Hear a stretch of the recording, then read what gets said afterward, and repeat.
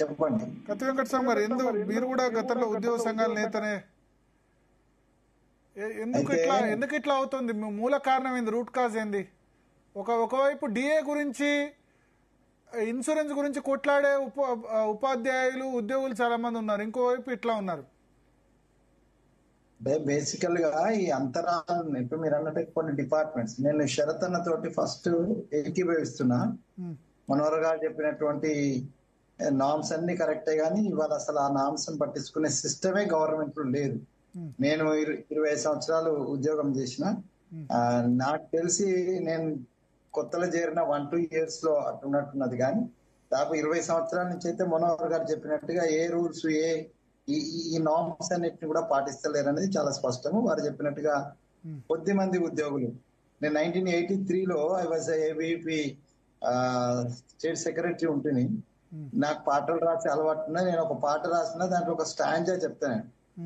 దక్కినంతా బుక్కుతానని దారి నువ్వు తప్పితే ఈ దేశం దారేందిరో ఓహో ఉద్యోగి అని నేను ఒక వర్డ్ ఒక సెంటెన్స్ దాంట్లో రాశాను.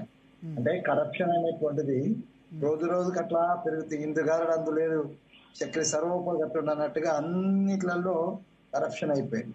ప్రధానంగా ఏంటంటే ఎక్కడి నుంచి అయితే ప్రధాన స్రవంతి ఉందో, శరత్ గారు చెప్పినట్టుగా ఈ దేశానికి సంబంధించినటువంటి పరిపాలకుడు అనుకున్నవాడు, వాడు కరప్షన్ అయ్యేది ఉంటే ఇక మిగతా సిస్టమ్ అంతా కరప్షన్ అవుతుంది. ఇవాళ రాజకీయమైనటువంటి కరప్షనే చాలా పెద్ద సమస్య, అదే పెద్ద క్యాన్సర్.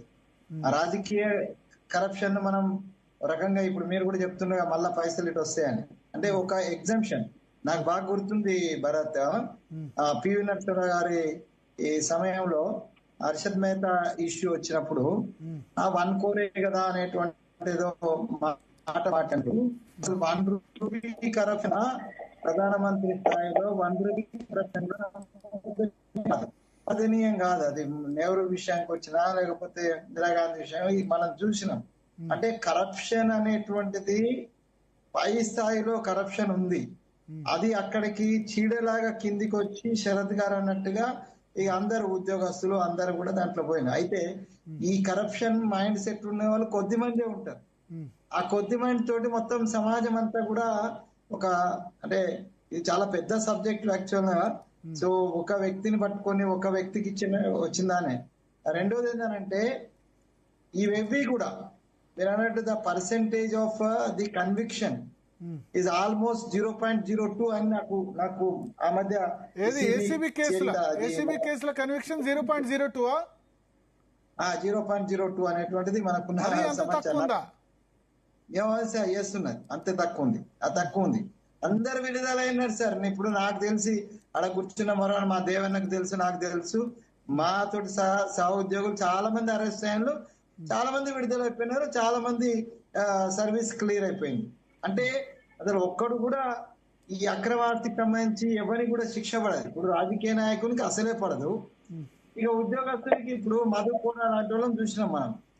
సో డైరెక్ట్ కరప్షన్ లో సో ఏం శిక్ష పడుతుంది? ప్రజలు శిక్షించే స్థితిలో ఉండి ప్రజలు శిక్షించే స్థితిలో లేరు, శిక్షించరు. ఇటు కోర్టులు శిక్షించవు, కోర్టులో ఉన్నటువంటి జడ్జిలే ఇవాళ కరప్షన్ అయిపోయినటువంటి దౌర్భాగ్య స్థితి.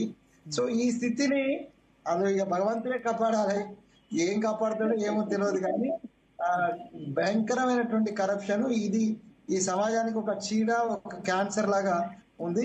దీంట్లో అందరికన్నా ముందు కరప్షన్ అంటే కంట్రోల్ కావాల్సింది పొలిటికల్ గానే అంటున్నాను నేను. పొలిటికల్ లీడర్ ఎప్పుడైనా కూడా నిజాయితీ పరుడు వచ్చినట్టయితే ఉంటే డెఫినెట్ గా ఆ సమాజం బాగుపడుతుందని నేను అనుకుంటున్నా.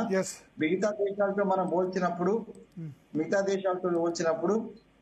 కొంతమంది పాలిటిక్స్ కి వస్తుంటారు. ఆ పాలిటిక్స్ వచ్చే వాళ్ళు తాము వేల కొద్ది రూపాయలు సంపాదించింది సమాజం కోసం ఖర్చు పెట్టడం కోసం పాలిటిక్స్ వస్తున్నారు. కానీ మన దగ్గర దోపిడీ చేయడం కోసమే పాలిటిక్స్ వస్తున్నారు. వాళ్ళ దగ్గర ఉన్న డబ్బు లేకపోయినా కూడా మధ్యవర్తి. ఇప్పుడు శరదన్న తీసినటువంటి కొద్దిమంది బయట సంపాదించి ఇక్కడ వచ్చి ఖర్చు పెట్టి కాల్చుకొని జీరో అయిపోయిన వాళ్ళు కూడా ఉన్నారు. అట్లా తక్కువ పాలిటిక్స్ లో సంపాదించిన వాళ్ళు ఉన్నారు, పాలిటిక్స్ లో పోగొట్టుకున్న వాళ్ళు కూడా ఉన్నారు.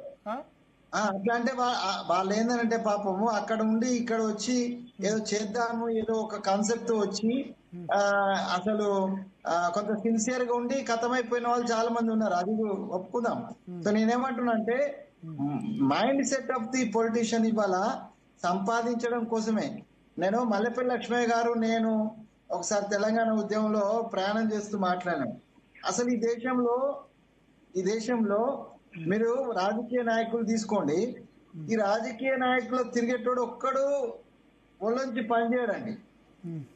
మరి పని చేసేవాడేమో 30% ఉండి ఇంట్లో కూర్చొని తినేటోడు పైరోలు తీసి తిరిగేటోడు 70% ఉంటే ఈ దేశం యొక్క ఆర్థిక పరిస్థితి ఎందుకు ఇంప్రూవ్ అవుతుంది అనేటువంటిది ఒక చర్చ మా ఇద్దరి మధ్యన జరిగింది. సో కాబట్టి ఇప్పుడు మీరు పొలిటీషియన్ తీసుకుంటే పొలిటీషియన్ ఫాలోవర్స్ అని ఉంటారు, వాడు ఏం పని చేయడండి, ఏం సొంత అవగేషన్ ఉన్నది. So I have bitter experience in my constituency.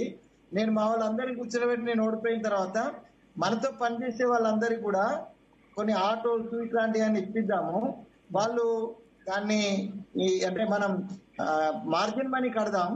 నేను చెప్పాను మా మండలాధ్యక్షులను కూర్చోబెట్టుకొని చెప్పాను, నేను మన మార్జిన్ మనీ కడదాం యూత్ కు, ఓ గ్రామానికి ఒకరిద్దరు అట్లా సెలెక్ట్ చేద్దాము, వాళ్ళు సెల్ఫ్ సస్టైన్ అవుతారు.